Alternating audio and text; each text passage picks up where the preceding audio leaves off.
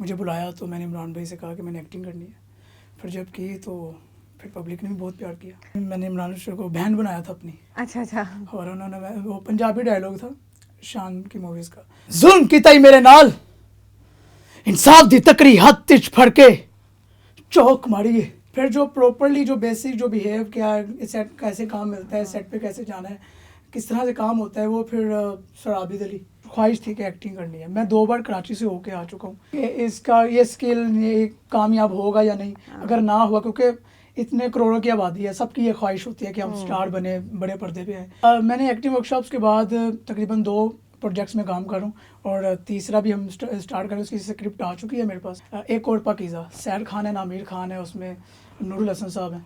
अब सेकंड है वो ग्रीन टीवी के लिए, उसका नेम अभी मैं रिवील नहीं करना चाहता चूँकि वो कुछ हाइड है सब कुछ। वो खुदा नहीं है जो इनसे जीने का हक भी छीन ले, जिन मजदूरों ने 7 साल तेरी फैक्ट्री का बोझ उठाया, आज वही तेरी फैक्ट्री पर बोझ बन गए। एक्ट करना तो ये हम में तो नहीं, लेकिन गोल्ड गिफ्टेड होता है, लेकिन उस पर हम पॉलिश करते हैं। सेट पे आपका बिहेव सबसे पहले नोट किया जाता है। आप उनसे कह रहे हैं कि मैं पिक्चर दे दें या ये वो, तो वो नहीं देते, क्योंकि वो उन्होंने सेट के कपड़े पहने होते हैं, वो ड्रामा आना होता है।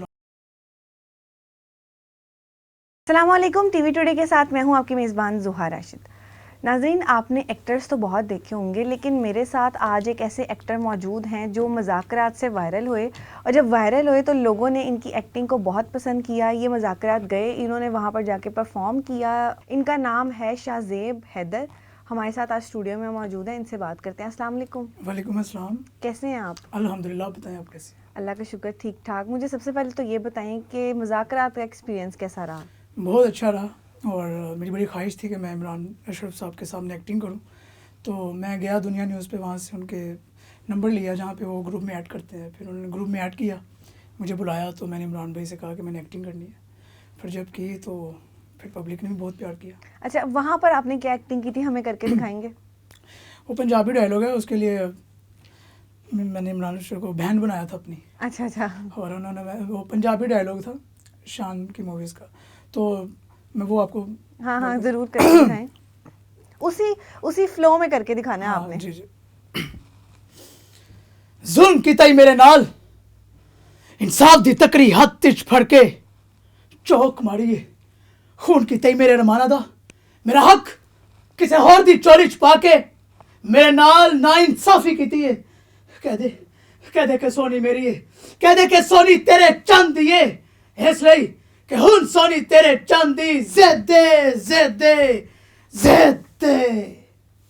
वाह वाह वाह, बहुत आप बिल्कुल एक सुपर नेचुरल एक्टिंग करते हैं। एक्टिंग सीखी कहाँ से आपने?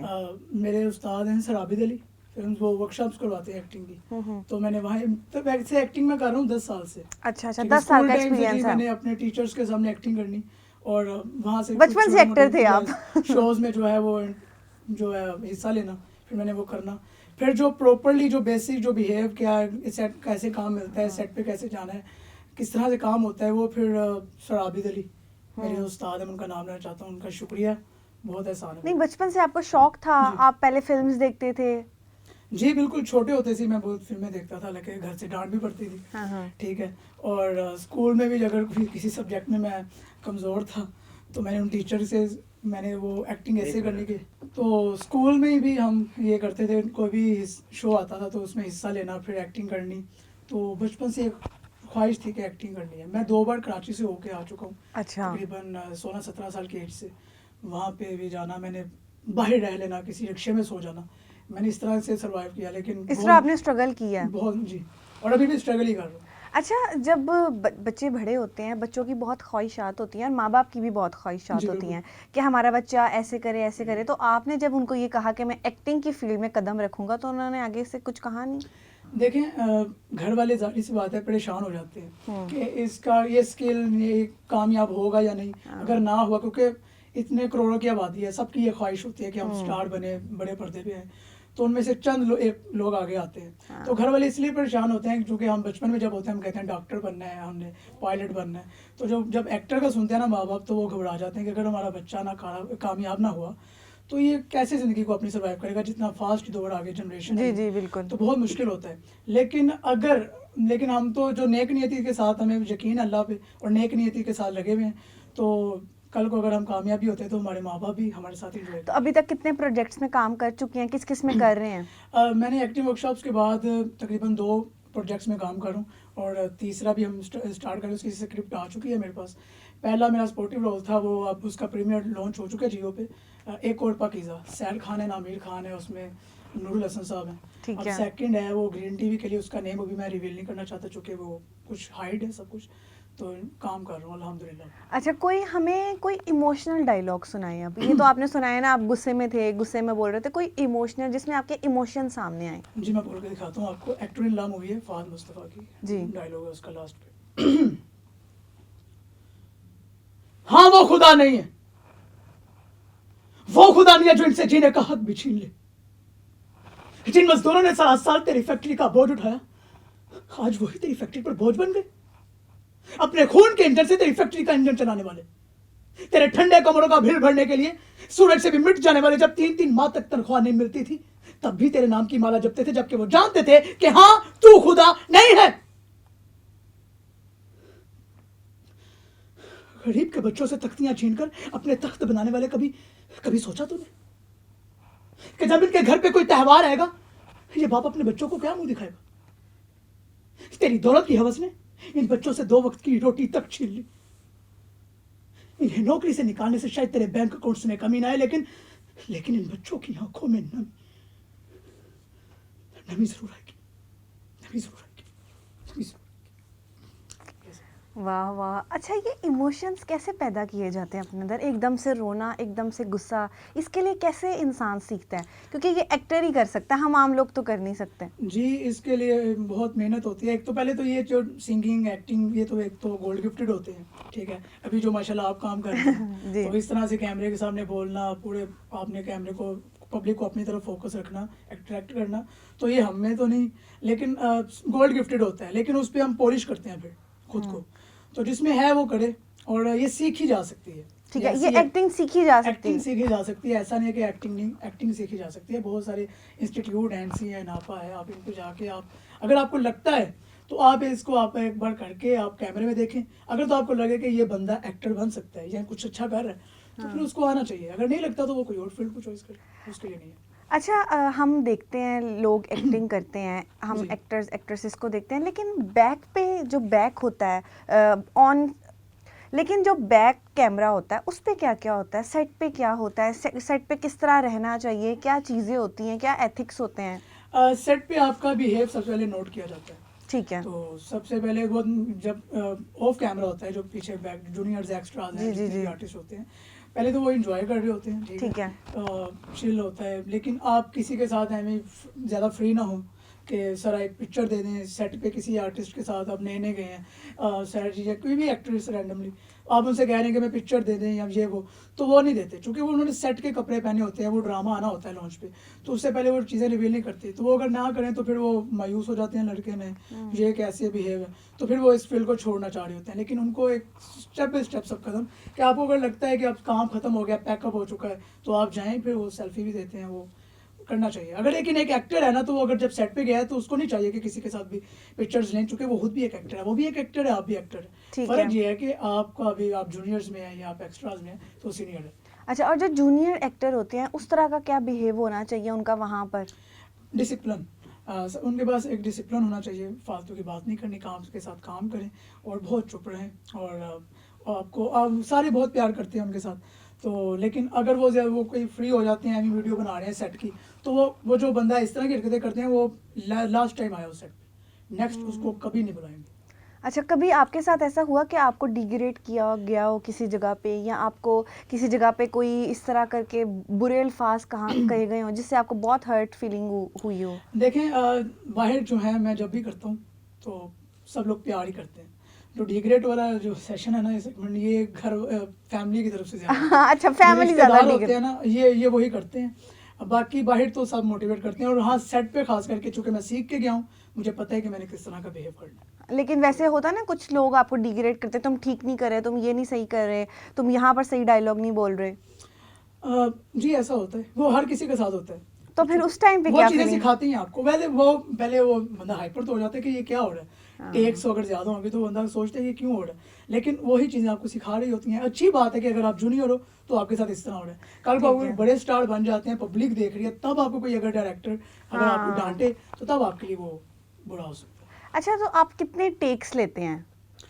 अल्हम्दुलिल्लाह तकरीबन तो मैं 1 टेक एक्टर हूँ, 1 to 2 टेक्स में मैं इंशाल्लाह मैं अपना काम पूरा कर देता हूँ। ठीक है। हाँ तो जी। अभी तक जो आपके रोल हैं वो कितने मिनिमम कितने टाइम के रोल हैं और किस तरह के रोल हैं? चूँकि मैं अभी ये कुछ सेकंड्स के होते हैं, चूँकि एक-एक जो ड्रामास होते हैं इनके एक-एक स्किंट के बड़े जी जी जी। ये जो सीन्स रजिस्टर होते हैं, तो अल्हम्दुलिल्लाह जो मैं सेकंड में कर रहा हूँ इसके लिए काफ़ी अच्छा मेरा सीन रजिस्टर हो रहे हैं। तो इंशाल्लाह मैं खुद भी एक्साइटेड हूँ कि मैं खुद को किस तरह देखता हूँ। ठीक बड़े है। पर्दे पे। ठीक है, तो अब जो न्यू लोग हैं, न्यू बच्चे हैं जो एक्टिंग करना चाहते हैं, उनके अंदर क्या क्या स्किल्स होने चाहिए, और अगर कोई सीखना भी चाहता है तो? अगर कोई सीखना चाहता है सबसे पहले उनके माँ बाप एग्री हो जाए, ठीक है। ये ज़रूरी है। उनको एग्री कर लेना, वो कल को वो फिर जिस इंस्टीट्यूट में जाए उनको ना डांट पड़ती हो, तो वो किसी से सीखे।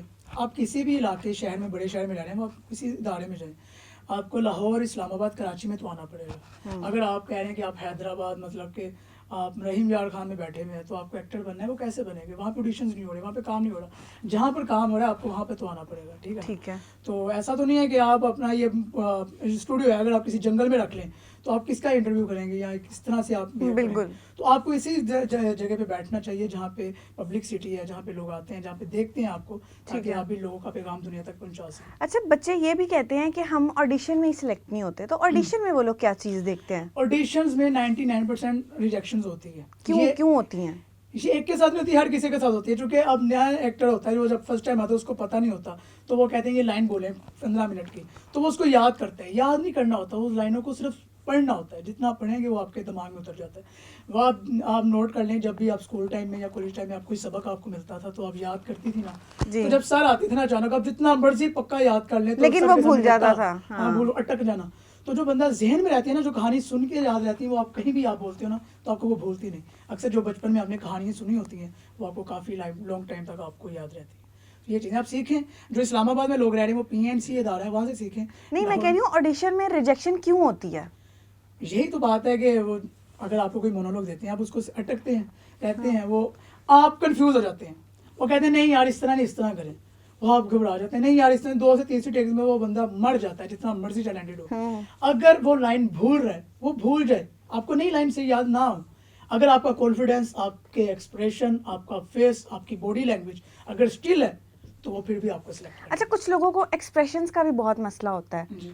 तो वो किस तरह हैंडल करें अपने वो एक्सप्रेशंस? मिरर आपका सबसे अच्छा दोस्त है। आप शीशे के सामने रहें, आप कोई भी लाइन पकड़ लें, किताब पकड़ लें, उसको पढ़ें। जब आप अपनी वो आप कोई चीज़ रीड कर रहे होते हैं ना, तो कुछ देर बाद आपको अपनी वॉइस सुनाई देने शुरू हो जाती है, ठीक है। ये पढ़ना, आप उसको देखें, फिर आप हर बात के साथ अटैच करें अपने आईब्रोज, आंखें किस तरह इस्तेमाल करना है। और काफ़ी ट्रिक्स हैं जो कि वो सिखाई जाती हैं। जो लोग ये समझते हैं कि ये मेरे से नहीं हो रहा, ये नहीं हो, वो सीखे तो उसको वो चीज़ें आ जाएंगी। अच्छा, एक्सप्रेशंस की कोई ट्रिक बताएंगे आप? कोई ऐसी टिप जो आपने सीखी हो, जो आप हमारे व्यूवर्स को बताना चाहें? देखिए, अगर आप बॉडी फेस के बहुत सारे एक्सप्रेशंस हैं। अगर आपने रोना है तो आपने किस तरह रोना है, आपने हंसना है, फिर हा हा हा, इस तरह से जो करते हैं ये सीख के आती हैं। ये अगर मैं मुंह से बोल के दिखाऊंगा तो इस तरह पता नहीं चलेगा। ठीक है। जी। तो सर लास्ट पे हमें कोई और डायलॉग, कोई जो आपका फेवरेट हो, या आप जो हमारे व्यूवर्स को बताना चाहें?